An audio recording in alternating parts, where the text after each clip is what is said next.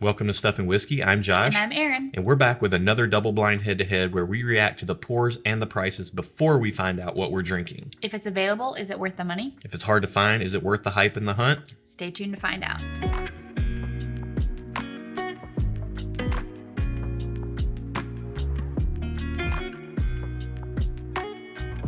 Welcome to the channel, bringing a real-world perspective to the real-world whiskey consumer. We're not professional whiskey tasters, but we will randomly select one of these matchups and taste them totally blind so that you get the most honest, objective opinions possible. You'll see what we think about each pour separate and apart from any labels or bias. In the end, we'll give each product a real-world score based on the taste, the price and the availability, and whether we would buy it again or not. If that sounds like something you like, be sure to subscribe to the channel so you keep seeing videos like this. And go ahead and like this video. Give it a good thumbs up. It helps out the algorithm and helps us out too. Also, check down in the video description below for our Patreon. We do all kinds of stuff over there, including 2 additional videos per week. And we do blind flight nights where people can do the flights with us. So it's a ton of fun. Check that out below. All right, let's run our randomizer and see which one of these 18 pairs we are tasting. Pair Number 10. 10. So 9 in the front row, 10's gonna be down there on the end. 10 right here. We're gonna get these poured. We'll be right back with our first impressions. Let's get into glass 1. Ooh. I'm going to say something you always like to say. Has your classic bourbon flavors, or has a classic bourbon nose. You think so? I think so. I mean, I smell a lot of alcohol fumes, but it also has the undertone of like bourbon. Yeah, it's got a nice strong nose to it. Mm-hmm. I'm not convinced it's a bourbon though. It's a very concentrated, fragrant pour. Yeah. Right now, I'm having trouble picking out individual things, although I think I'm getting some rye spice. Kind of smells log cabin-y to me. I need to get on the palate with this one to see what's up. The very first couple seconds wasn't so great, but then it got good. Yeah. It's got a nice bit of flavor to it, a good bit of proof. It feels like it's a really good proof point. Not too high, not too low. I wouldn't put it in the easy sipper category. It feels higher proof, It's very flavorful. On the nose, I feel like I got that rye spice stuck in my head. That's what the first thing that hit me on the nose, and I can't get that out of my brain. But I'm getting some spice, I'm getting some lemon, a little bit of honey. Are you getting that because that's what you've had today? Lemon and honey tea? Maybe. I just taste proof. Like, Yeah. it feels proofy, not bad, like not in a bad way. I like it. Like, it's an approachable proof point if you can handle higher proof things. Yeah. Not a beginner whiskey, but I like it. Yeah, to me, it's just coming through with almost like a piney lemon honey note. It almost tastes like a tea. Now, I have had some tea earlier today, so maybe that's what it is. I'm fighting off a little bit of a cold, a little bit of coldy cold here, but that's what it's coming across to me. Let's get into glass 2 and see what we're working with. It smells a little more alcohol, a little more ethanol than the first one to me. Really, it feels less ethanol-y, a little bit more well-rounded and richer on the brown sugar side to me. I'm getting not that, like the opposite of that. Either my cold is helping me or it's hurting me dramatically. We'll find out later. Yeah, I'm gonna taste it. Definitely tastes less proofy. Almost has like a grape popsicle kind of flavor. Isn't there something else that I've said that has grape popsicle? Yeah, quite a bit. Oh. I'm still thinking we might be dealing with ryes here. I'm gonna look really silly if we're not, but that second pour comes across definitely like the nose was conveying. The flavors are darker, richer, deeper. See, I'm getting not as strong though. Lighter flavors. Maybe that's when I say lighter, I mean not as strong. The concentration of flavor is less in glass 2. Yeah. But what is there is of a darker flavor profile. There's definitely some more brown sugar anchoring glass 2. Don't know if I would say that, but you're allowed to say that. I'll let you. Very interesting. I'm really getting some like piney rye type notes out of both of these pours. Those are our first impressions. We're going to take a little bit more time, dissect these glasses, and we'll be back with our full thoughts right after this.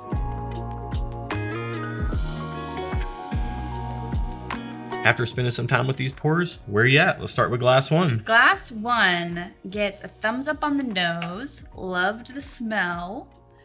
It gets just okay on the flavor. Because at first it didn't taste great the first few seconds of my sip, and then it got good, but it wasn't awesome like the first few sips or the first like few seconds of my sip. Mm-hmm. But on overall experience, it gets a thumbs up because I could tell it was higher proof. However, it was pretty good. Like it was strong, but not punchy. It was well balanced, and I love a well balanced pour. So even if it's high proof, so it gets a thumbs up on experience.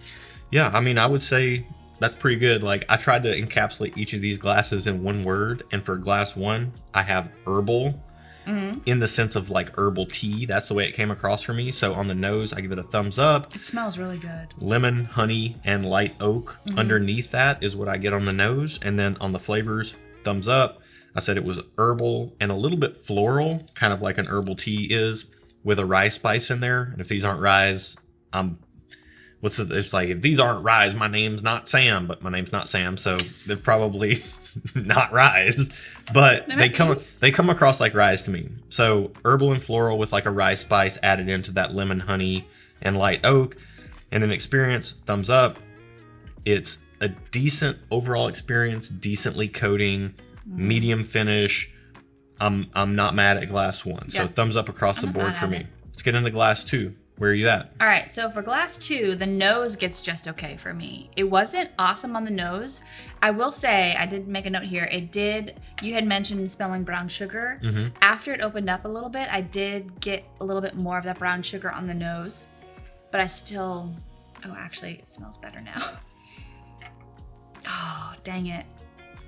It's still gonna get just okay because I have to stick with my original. I'm sticking with my original. You don't have to, but you can if you want to. This is our channel. We can do what we want. Oh, I might have to give it a thumbs up on the nose. After it's opened up, oh, dang it. I mean, I'm personally offended that you were going to give it just okay on the nose. It's opened up a lot since we've been sitting here, and it smells a lot better. So I'm going to give it a thumbs up. So I changed my score. Okay, on the nose. Thumbs up. On the flavors? On the flavor, it gets a thumbs up. It was good. It was lighter in flavor concentration than the first one, which I didn't love, but the flavors that were there were good. So it gets a thumbs up. And then overall experience gets a thumbs up as well. Awesome. For me, thumbs up on the nose on glass 2. Brown sugar is the predominant thing that I get. It's the most upfront note there. And then underneath that, there's lemon and cedar. I got some cedar in there. Look at you, fancy pants. I never hardly ever get cedar on anything. Like pine and cedar or something that I only get on rye. I can also feel my voice slipping from the cold I'm fighting. But brown sugar, lemon, cedar. And then on the palate, flavor-wise, thumbs up. That all comes through with rye spice. And I even got like a little bit of like a root beer tinge on it. All right. And then on the experience, thumbs up. It was significantly more oily than glass 1, and it had a better finish than glass 1. So it's more of like the medium to long finish. To me, glass 2 was by far my preference between these two pours. Even though I like both of them, I think these are both ryes. But boy, this is about as good of a rye as I can remember having. I will say glass 2. This is really enjoyable. Glass 2 is slightly my preference. What I was really impressed with glass 1 was that I feel like it's high proof. And it was balanced, and I'm always really impressed by that. Yeah. So I really wanted that to kind of be more of my favorite, but especially after glass 2 sitting for a while, like y'all, this opened up a ton on the nose after it sat. So I think glass 2 is also my preference as well.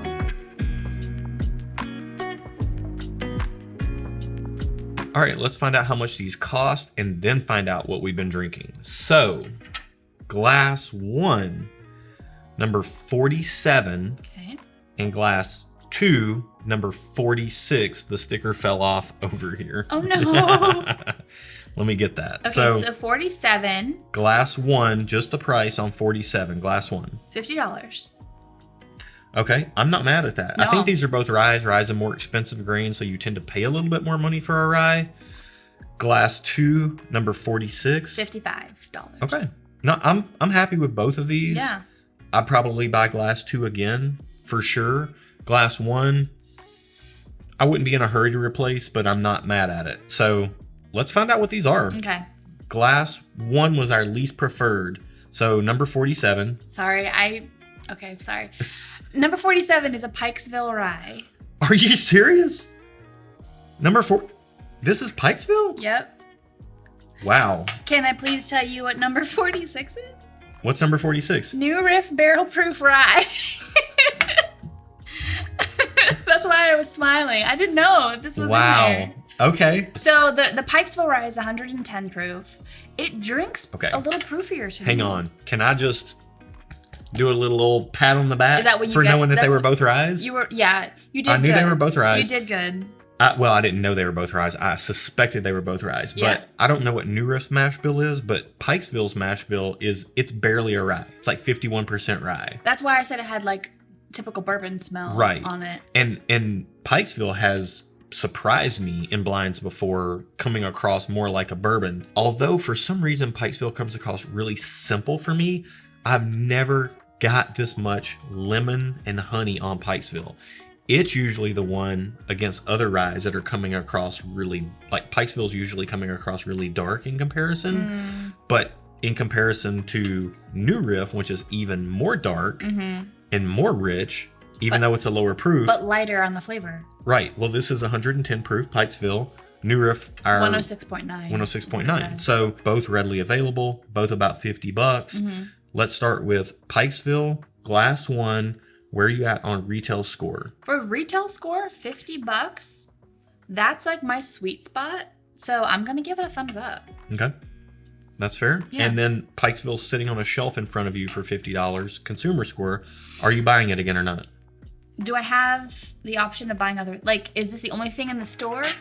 Because are we comparing it against what I've already had? Yeah, I mean, when you go to a store, there are other things available. So you have to weigh it against what else is available let's say on the market. I had $60 to spend. Yeah. I would probably not spend it on Pikesville if there was a New Riff Rye. Gotcha. So I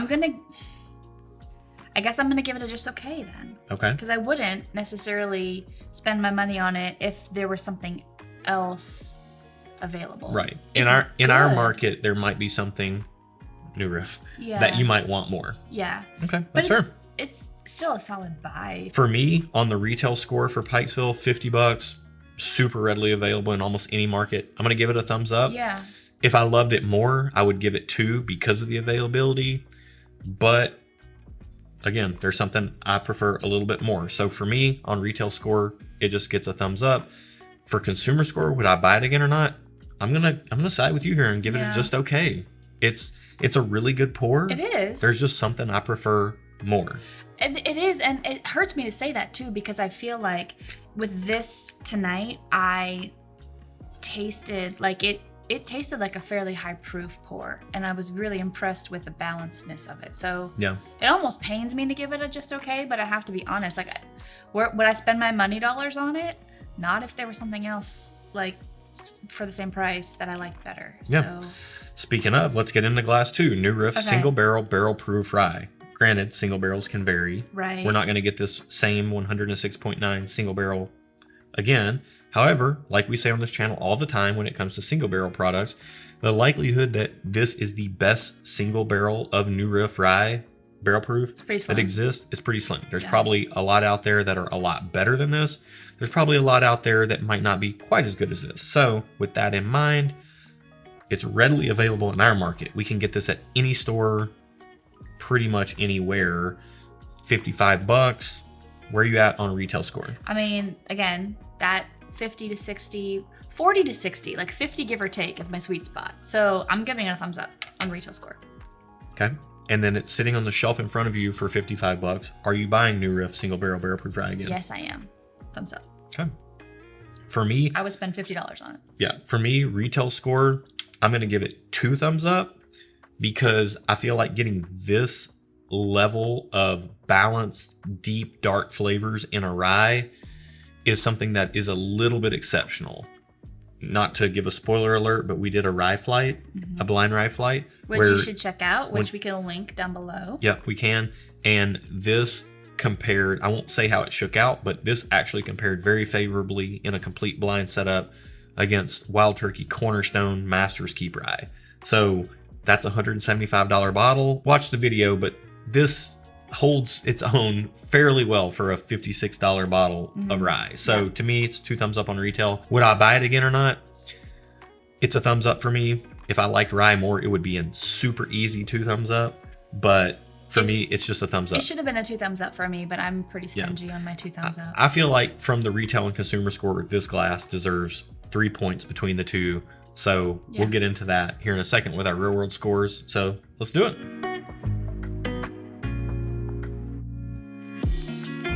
We get our real world scores by adding up the thumbs you see on the screen. There are 10 possible points available, but this ain't your mammy's 10-point scoring system. It's more like a bell curve. We found that most products, even the hyped up allocated stuff, falls right in the middle of that bell curve and we're tasting totally blind. And what we're looking for is the really special products that separate themselves from the pack. With that said, let's get into our real world scores. Glass 1, Pikesville Rye, an absolute gem, a darling in the whiskey community. Where are you at on real world score? So for me, it gets a 4 out of 10 on the real world score, which is in the middle range. Yeah, I feel the like bottom end of the middle range, but it's in the middle range. It's a good pour. I think where the flavor, overall flavor for me, initially wasn't that great, so it got a little bit lower. That brought it down a little bit, but it was good overall. That's fair. For me, Pikesville gets a 4.5. Again, it was pretty much good across the board. Ryes aren't my favorite. I'm more of a bourbon guy, and there's other ryes that I prefer more, so that kind of hampered it a little bit. That's why I got a 4.5. I feel like those scores accurately reflect how I feel about Pikesville. Let's get into glass 2, New Riff single barrel proof rye. Where are you at on real world score? So New Riff, because I did the nose opened up and I did change it from a just okay to thumbs up, it gets a 5 out of 10. So solidly in the middle, which is pretty good in my book. Yeah. If it's a solid 5, that's great. Yeah. For me, New Riff single barrel proof rye gets a 6 out of 10. Okay. Which I feel like for all but the absolute most exceptional ryes available on the market is about as high as a rye could score for me. For you, yeah. I absolutely love this stuff. Again, I don't love ryes, but if I'm going to have to sip a rye, this is what I would love to have in my glass more often than not.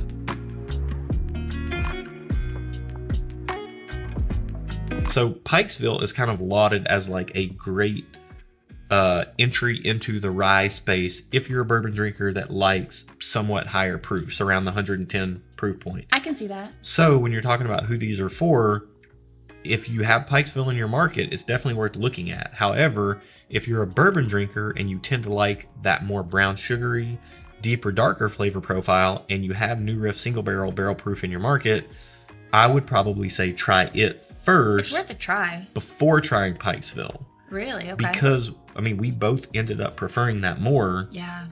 And it does absolutely have a darker flavor profile than Pikesville. So I think these are both great intros to rye for the 110 proof bourbon drinker. I just think New Riff continues to impress us on this channel. It does. If you guys haven't noticed. And I don't mean for it to. Like, I didn't know anything about New Riff until I'd had it like one time a few videos ago in our blinds. A few months ago, yeah. And I had never heard of it before, and now I'm a fangirl. I mean, this is the blind format for you, right? Like, we don't know what we're drinking, but you get our honest opinions either way. So if you like it, again, subscribe down below. And that's it for this week, guys. Till next week. Cheers. That was good. Oh, I freaking love New Riff Rye. New Riff is killing. It really opened up a lot. The nose. It did take a second to open up. But It's got that log cabiny smell. It does, but once it opens up, it's like so good. Here we go. You're too much. I can't even handle you right now. The club can't even handle me right now. Oh, I don't know what song that is.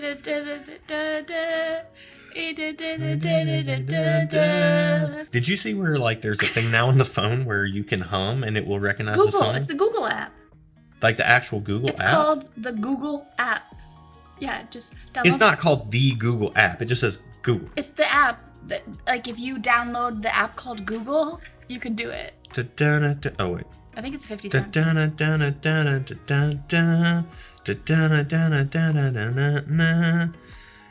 The club can't even handle me right now.